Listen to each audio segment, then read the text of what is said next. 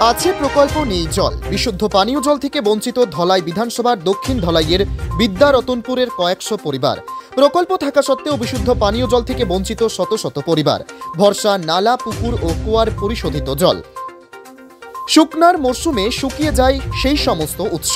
তাই এক ফোঁটা পানীয় জল সংগ্রহ করতে ছুটতে হয় কয়েক কিলোমিটার। জীবন বাঁচাতে পানীয় জল সংগ্রহ করতে হয় পাহাড়ি নালা, ছড়া, ঝর্ণা থেকে। অথচ রয়েছে জল প্রকল্প। কাছেই পানীয় জল প্রকল্প থাকা সত্ত্বেও অপরিশোধিত জল পান করে ভুগতে হয় জলবাহিত রোগে। ধলাই বিধানসভার দক্ষিণ ধলাইয়ের বিদ্যারতনপুর পানীয় জল প্রকল্পের কথা। 2006 ইংরেজিতে কয়েক লক্ষ টাকা ব্যয় করে নির্মাণ করা হয় একটি পানীয় জল প্রকল্প। তথ্য ফলকে উল্লেখ বিষ্ণুপুর পানীয় জল প্রকল্প। স্থানীয় মানুষের অভিযোগ, প্রকল্পটি নির্মাণের পর স্বাভাবিক জল সরবরাহ করা হয় মাত্র 1 বছর। তারপর পরবর্তী সময়ে কোনো অজ্ঞাত কারণে বন্ধ হয়ে পড়ে জলের সরবরাহ। জল জীবন মিশনের আওতায় 2020-21 অর্থ বছরে প্রকল্পটি পুনর্নবীকরণের জন্য 51,30,000 টাকা মঞ্জুর করা হয়। তখন স্থানীয় মানুষ আশায় ছিলেন এই বুঝি পানীয় জলের দুঃখ গেল। কাজের শুভারম্ভ করেন স্থানীয় বিধায়ক তথা রাজ্যের প্রভাবশালী মন্ত্রী শ্রী পরিমল শুক্লবৈদ্য। জল জীবন মিশনের আওতায় প্রকল্পটির পুনরায় নবীকরণ কাজের সূচনা করে 3 মাসের ভেতরে জল সরবরাহ স্বাভাবিক করা হবে প্রতিশ্রুতি দিয়েছিলেন মন্ত্রী শুক্লবৈদ্য। কিন্তু কাজের শুভ সূচনার 2 বছর অতিক্রান্ত হয়ে গেলেও সরবরাহ হয়নি এক ফোঁটা জল। স্থানীয়দের বক্তব্য, আমরা ওই যে জলের অসুবিধা লাগে আর কি কইরাম যে আজকে তাকিয়া 6-7 বছর হয়ে গেছে গিয়া জল বন্ধ হয়। তার আগে তো জল পাইছি, 6-7 বছর থেকে আমরা আর জল কোনো রকমের জল পাইলাম না। এখানে তো টাকাও স্যাংশন হইলো, পিএইচি খাত চলার লাগি কাজ হইলো, বোরিং শুরু হইলো, এটাও শেষ পাইলো, কোনো রকমের কিচ্ছু নাই। এখন কাজ হইলো, পয়সা আইলো, কিন্তু এই পয়সাটা গেল কই? কাজও হইলো না, জলও পাইলাম না আমরা।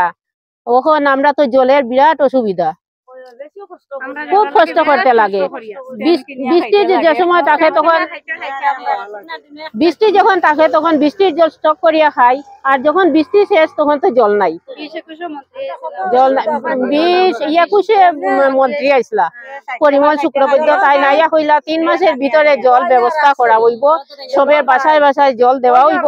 কিন্তু কই বাসায় বাসায় পাইপ দেওয়া হইলো তো ঠিক আছে, কিন্তু জল তো আমরা পাই না। জল সাপ্লাইও দেওয়া হইলো না, কোনো কিছু নাই। জল কোনো রকমের জলের কোনো ইয়ে পাইছি না। বেশি অসুবিধা করার মতো আমরা নালার থেকে জল তুলিয়া খাইলাম। নালার মধ্যে প্রচুর পরিমাণে হাঁস, মুরগি, পচা জিনিস রাস্তার মধ্যে নালার মধ্যে পালানো থাকে। এই জলটা আমরা তুলিয়া ফিটকারি করিয়া জল ফুটাইয়া খাইতে না, বহুত কষ্ট হয়। হ্যাঁ, তোমরা তো ছোট নালার জল পাইরা, আমরা তো তাও নাই। আমরা বৃষ্টির জল স্টক করিয়া রাখি, আর যখন বৃষ্টি শেষ তখন জলও নাই, কোন রকমের জলের ব্যবস্থা নাই। আমরা ওটাও চাইলাম, আমরা জল লাগে। কাজ তো পুরা ওইলো না, আর জলও নাই। কইলা 3 মাসের ভিতরে জল পাইমু, 3 মাসও গেল। আমরা কইলা যে নিকানো পাইপ নষ্ট হয়ে গেছে, গাড়ি নষ্ট করে লিছে বিসিপি। এখানে গিয়ে আমরা জাল তোলাত নিলে, আমরা মন্ত্রীর বাড়ি থেকে ডাইরেক্ট আইসি ওখানে। এইখানেও গেলাম আমরা 2 গাড়ি মানুষ, এখনো নাই আমরা জল।